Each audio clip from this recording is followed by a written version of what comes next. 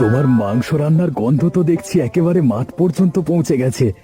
রাস্তা থেকে আস্তে আস্তে আমার খিদে পেয়ে গেল। এই বর্ষার দিনে একেবারে তোমার কষা মাংস দেখছি জমে যাবে গরম গরম ভাতের সাথে। এসো এসো, বৃষ্টির মধ্যে রান্না করছিলাম আর তোমার জন্য খুব চিন্তা হচ্ছিল গো। কেন গো, চিন্তা কিসের আবার? ওমা, চিন্তা হবে না?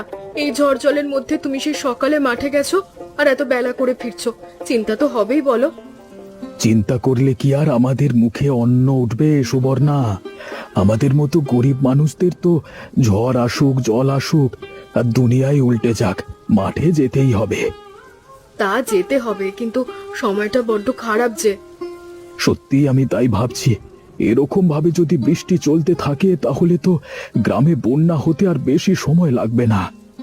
কেন, ওদিকে কি জলে ভরে গেছে নাকি? এবছর ধরে নাও মুখে অন্ন উঠবে না। এই যে আজকে তুমি ভালো মন্দ রান্না করেছো, একটু এটাই বোধহয় এবছরের শেষ খাওয়া। কি বলছো গো তুমি? ঠিক বলছি, আমাদের মাঠ পুরো জলে ডুবে গেছে। যা ধান হয়েছিল তা একদিনের মধ্যে বৃষ্টি না থামলে পচে গলে যাবে। গ্রামের সবার একই অবস্থা, লোকের বাড়িতে জল উঠতে শুরু করে দিয়েছে এর মধ্যে। তাহলে তো খুব চিন্তার বিষয়। আমাদের জীবন তো এভাবেই কেটে যাচ্ছে, চিন্তা করে আর কি হবে বলো? আমাদের ছেলে কোথায়? সে আছে ঘরের ভিতরে, কিন্তু আমার চিন্তা অন্য একজনকে নিয়ে। কাকে নিয়ে গো? আমরা তো নয় তিনটে মানুষ আছি, যে করে হোক পরস্পরকে সাহায্য করে বেঁচে থাকতে পারবো, কিন্তু ওই ময়নার কি হবে কে জানে। বাপ মা মরা একটা মেয়ে, একা এতদিন জীবনের সঙ্গে লড়াই করেছে, এবারে ওর কি হবে সেটাই তো ভাবছি। যদি তেমন কিছু হয় তাহলে আমাদেরই সাহায্য করতে হবে। যাই হোক, তুমি আর দাঁড়িয়ে দাঁড়িয়ে কথা বলো না, আমার রান্না হয়ে গেছে, খাবারটা এবার ঠান্ডা হয়ে যাবে, তাড়াতাড়ি এসো তুমি। আমারও পেটের ভেতরে নাড়ি ভুঁড়ি একেবারে তোল পার করে উঠছে গরম গরম ভাত আর মাংস কষার লোভে। এই যাচ্ছি আর দৌড়ে আসছি ছেলেকে নিয়ে, জমিয়ে খাওয়া যাবে আজকে। কইরে বাপন, কোথায় গেলি তুই?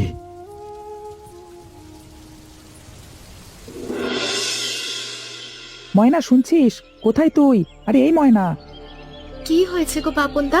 তোমাকে কতবার বলেছি এরকম দুপুর বেলায় লুকিয়ে আসবে না দেখা করতে। কাকিমা কাকু দেখতে পেলে বা জানতে পারলে কি হবে বলো তো? তোর কিছু হবে না, তুই ভয় পাস না। তাড়াতাড়ি দরজাটা খুলে আমাকে ভেতরে আসতে দে। ওমা, তুমি দেখছি একেবারে ভদ্রলোকের মান সম্মান ডুবিয়ে ছাড়বে। আমি একা বাড়িতে মেয়ে মানুষ থাকি, আর তুমি আমার বাড়িতে কেন দুপুর বেলায় আসবে? গ্রামে ঘরে কেউ যদি জানতে পারে কিরকম আমার মান সম্মান নিয়ে কথা উঠবে, বুঝতে পারছো? হাহ, ভেতরে না আসলে তোর সাথে কথাও তো বলতে পারছি না। আমার সাথে কি কথা বলার দরকার তোমার? আহা, কথা না বললে মাঝে এক বাটি মাংস তোর জন্য পাঠিয়ে দিয়েছে, এটা তোকে দেবো কি করে? থাক, আর মিথ্যে কথা বলতে হবে না তোমাকে। আমি ভালো করেই জানি ওটা কাকিমা পাঠায়নি। তার মানে? আরে মা রান্না করেছে সকাল থেকে। বাবা আজকে বলছিল যদি এরকম বৃষ্টি চলতে থাকে তাহলে হয়তো সবাইকে না খেয়ে থাকতে হবে, আর আজকে শখ করে একটু ভালো রান্না করেছে তাই। তাই তুমি নিজের ভাগের খাবার অর্ধেক খেয়ে আর অর্ধেকটা আমার জন্য লুকিয়ে এনেছো, তাই তো? তুই সত্যিটা খুব তাড়াতাড়ি বুঝে যাস। কেন করো তুমি আমার জন্য এরকম? আমি তো একা একটা গরিব ঘরের মেয়ে মানুষ, আমি খেয়ে থাকি বা না খেয়ে থাকি তাতে কার কি যায় আসে বলো? দেখ, এরকম কথা এবারে যা বলেছিস ঠিক আছে, কিন্তু পর থেকে আর বলবি না। এই খাবার আমি নিয়ে এসেছি সেটা মানছি, তবে মা আজকে তোর কথা অনেকবার বলছিল, বাবাও বলছিল যে তোকে সেরকম বিপদ হলে আমাদের বাড়িতে নিয়ে রাখবার কথা। আমার কথা অত ভেবো না গো তোমরা। তোমাদের দেওয়ার মতো বা তোমাদের উপকার শোধ করার মতো আমার যে কিচ্ছু নেই। তোর থেকে কিছু আমরা চেয়েছি কি? তুই আমাদের বোধহয় নিজের মানুষ মনে করিস না। যাই হোক, তুই না মনে করলেও আমরা তো করি। আর একটা কথা পরিষ্কার করে জেনে রাখ যে আমি তোকে ভালোবাসি, আর তোকে ছাড়া আমি অন্য কাউকে বিয়ে করতে পারবো না। যদি গ্রামে বুঝি যে সেরকম কোনো সমস্যা সত্যি আসছে তাহলে তোকে আমার কাছে নিয়ে গিয়ে রাখবো বিয়ে করে, ঠিক আছে?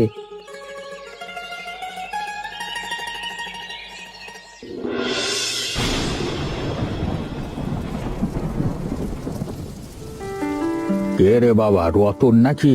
তাই বৃষ্টির মধ্যে কি ব্যাপার? তোমার কাছে এলাম কাকা, হ্যাঁ, বুকে অনেক জ্বালা নিয়ে।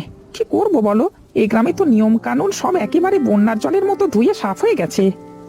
কেন রে, এই ঝড় বৃষ্টির মধ্যে তুই আবার কি সমস্যা দেখতে পেলি? দেখো কাকা, তুমি হচ্ছে এই গ্রামের সব থেকে প্রবীণ মানুষ, এরকম ঝড় বৃষ্টি তুফান করা এইসব তো আসতেই থাকবে গ্রামে। কিন্তু তাই বলে গ্রামের নিয়ম কেউ জেনে বুঝে ভাঙবে সেটা তো আর মেনে নেওয়া যায় না। কেন রে বাবা, কে আবার নিয়ম ভাঙলো? কেন ভাঙেনি? আমি কবে থেকে বলছি যে এই গ্রামে ওই নরেনের বেটা পাশের বাড়ির মেয়েটার সাথে হোক মানে চকচকানি করছে। আরে আমার কথা কি মেনেছে? আজকে আমি নিজের চোখে দেখে এলাম যে বৃষ্টির অজুহাতে ভর দুপুর বেলায় ওই ছেলেটা মেয়েটার বাড়ি থেকে বেরোচ্ছে। তুই কি করতে গেছিলিস ওদিকে? আমি যাচ্ছিলাম রাস্তা দিয়ে, আরে চোখ পড়ে গেছে। এখন তুমি বলো কাকা, ওটা দেখে যদি আমাদের গ্রামের অন্য ছেলেরা ওরকম করা শুরু করে তাহলে আর গ্রামের পরিবেশ ঠিক থাকবে? সেটা অবশ্য ঠিক কথা বলেছিস, কিন্তু আমি তো শুনেছি ওদের দুজনের বিয়ের কথা চলছে। যদি বিয়ের কথা চলে তাহলে বিয়ে দিয়ে দিতে বলো, কিন্তু জেনে রাখো আমি এই গ্রামে এসব কোনোদিন মেনে নেব না। দেখ, আমার বয়স হচ্ছে, আর এইসব ঝামেলার মধ্যে জড়াতে ভালো লাগে না। তার উপরে এই প্রচন্ড ঝড় বৃষ্টির মধ্যে কয়েকটা দিন চুপ করে যা, তারপর নয় চারিদিক শুকনো হলে নরেনকে সমাজে ডেকে সবার সামনে বুঝিয়ে দেওয়া হবে। কিন্তু অপেক্ষা করতে করতে যদি জল মাথার উপরে চলে যায় তখন কিন্তু খুব একটা ভালো কিছু হবে না, আমি বলে দিচ্ছি। ঠিক আছে, এর মধ্যে যদি নরেনের সাথে আমার দেখা হয় তাহলে আমি সবটা বলবো। ঠিক আছে কাকা, কতটা কি করবে তুমি আমি জানি না, তবে আমার সহ্যের সীমা পেরিয়ে গেলে এই রতন সরকারকে চিনে যাবে ওরা। মাংস কাটা কষাই আমি, মানুষ কাটতেও হাত কাঁপবে না, সেটা জেনে রেখো।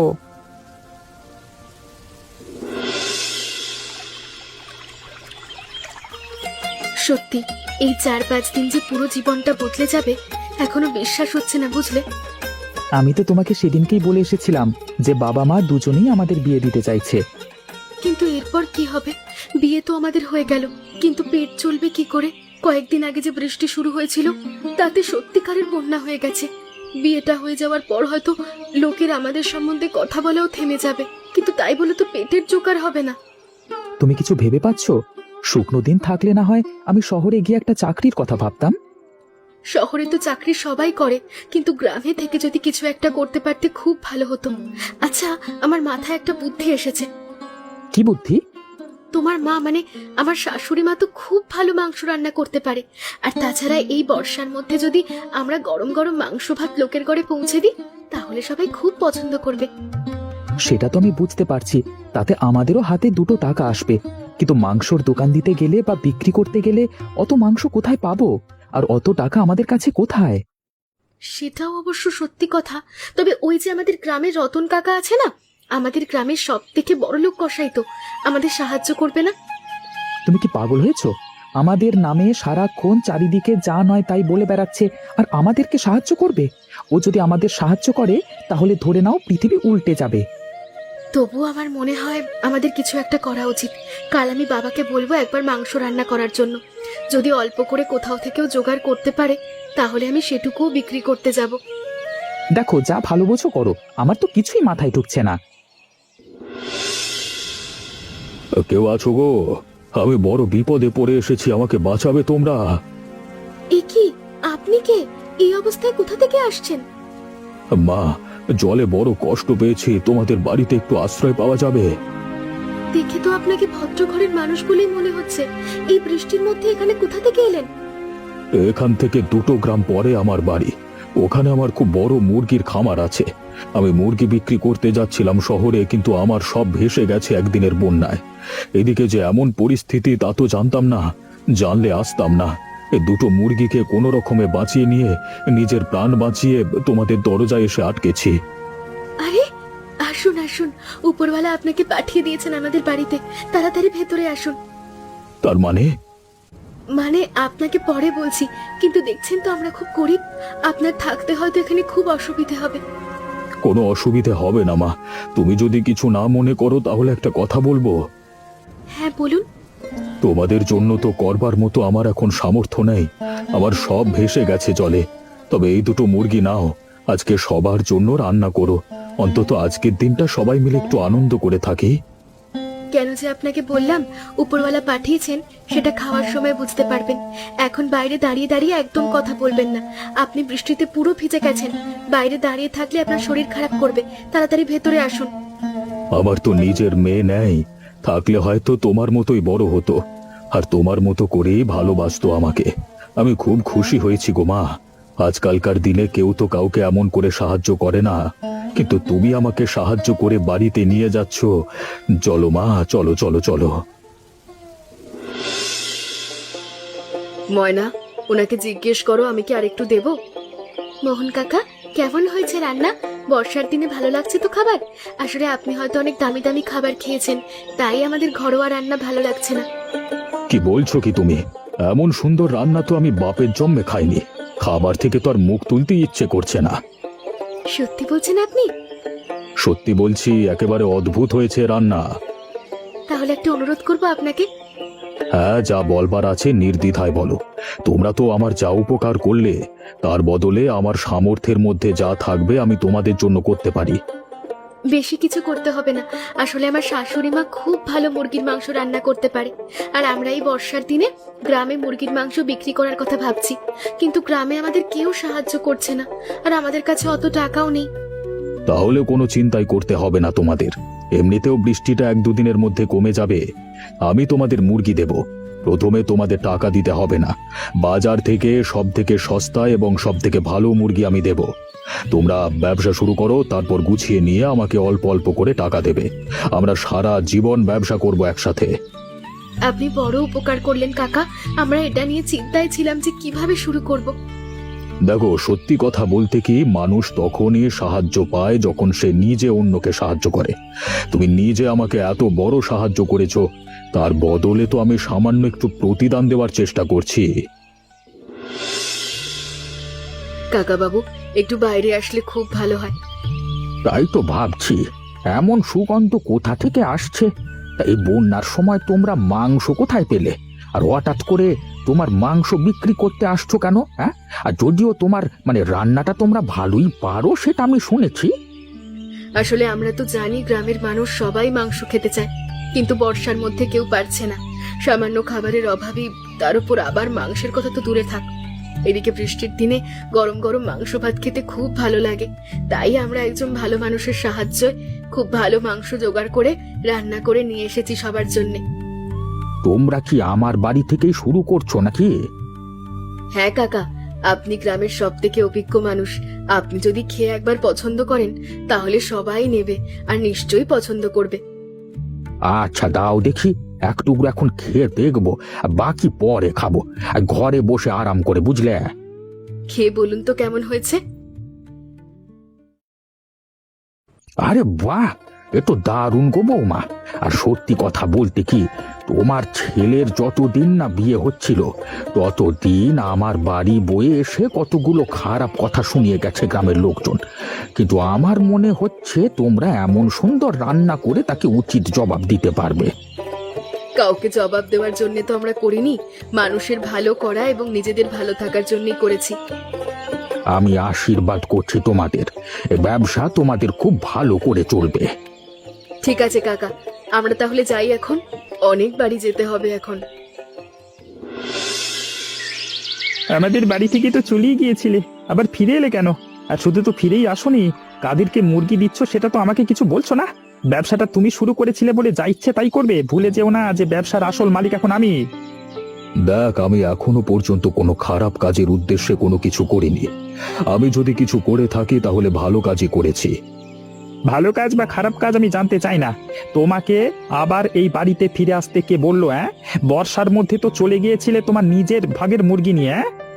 কেন তোকে বলিনি যে ঝড় বৃষ্টি বন্যার মধ্যে আমার সব মুরগি ভেসে চলে গেছে? গ্রামের মধ্যে 2 জন ভালো মানুষ আমাকে বাঁচিয়েছিল, তাই তাদের হোটেল খোলবার জন্য আমি মুরগি দিয়ে সাহায্য করি। কেন ভেসে চলে গেল? কি এমন ক্ষতি হতো? উদ্ধার পেতাম আমি। এ বাড়িতে যদি তোমার থাকতে হয়, তাহলে এই খামারের উপরে তোমার কোনো অধিকার থাকবে না, আর 1 টাকাও পাবে না। এই ঘরে তোমার আশ্রয় হবে না। কি বলছিস কি তুই বাবা? আমি তোর জন্ম দিয়েছি আর তুই আমাকে ঘর থেকে তাড়িয়ে দিবি? শুধু তাই নয়, তুমি থাকবে গিয়ে ওই মুরগির খামারে। মুরগির খামারে থাকতে হবে না মোহনলাল কাকা তোমাকে। তুমি আমাদের এত উপকার করেছো, চলো আমার সাথে আমাদের বাড়িতে গিয়ে থাকবে। ও, তোমরাই তাহলে সেই মহান মানুষ। যে বাপ তার ছেলের সাথে এমন ব্যবহার করতে পারে, তার সাথে 2 মিনিট কথা বলারও আমার ইচ্ছে নেই। তোমাদের বাবাকে আমরা নিয়ে গেলাম সঙ্গে করে। টাকা প্রথম যখন দেখা হয়েছিল তুমি বলেছিলে যে আমি তোমার মেয়ের মতো, তাহলে এই মেয়েকে তুমি সত্যিটা বললে না কেন? তুমি যদি প্রথমবার আমাদের সব কথা খুলে বলতে, তাহলে তো তোমাকে তো অপমানিত হতে হতো না, আর প্রথম থেকে আমাদের বাড়িতে থাকতে।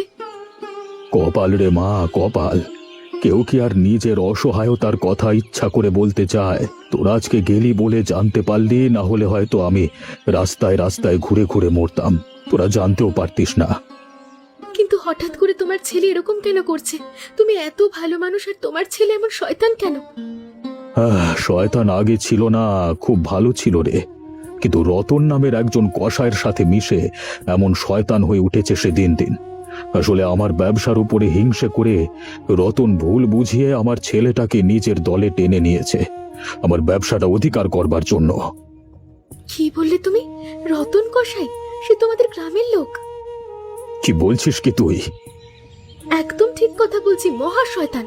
আগে আমাদের পিছনেও লাগতো, কিন্তু এখন দেখছি সে শুধু আমাদের পেছনে নয়, সবার ক্ষতি করছে, আর এটা আমি কিছুতেই হতে দেব না। কিন্তু কি করবি?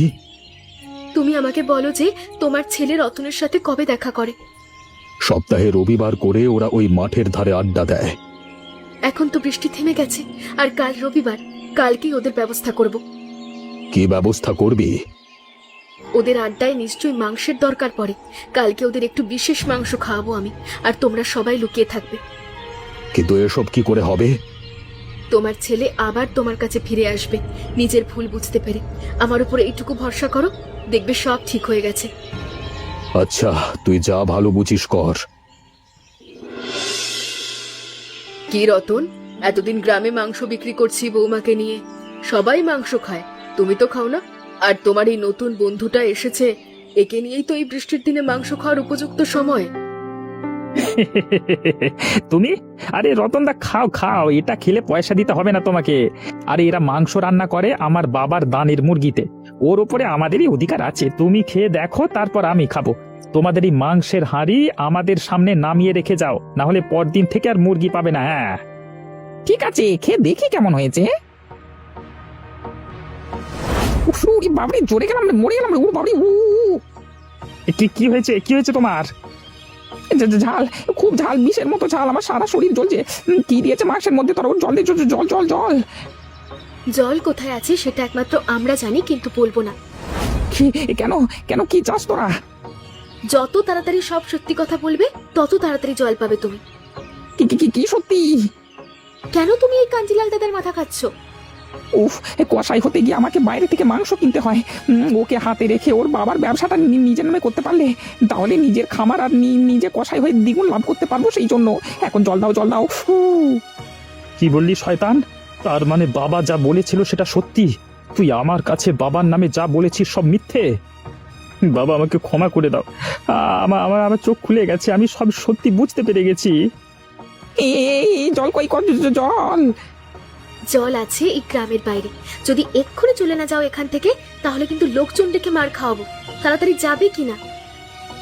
যাচ্ছি বাবা, যাচ্ছি।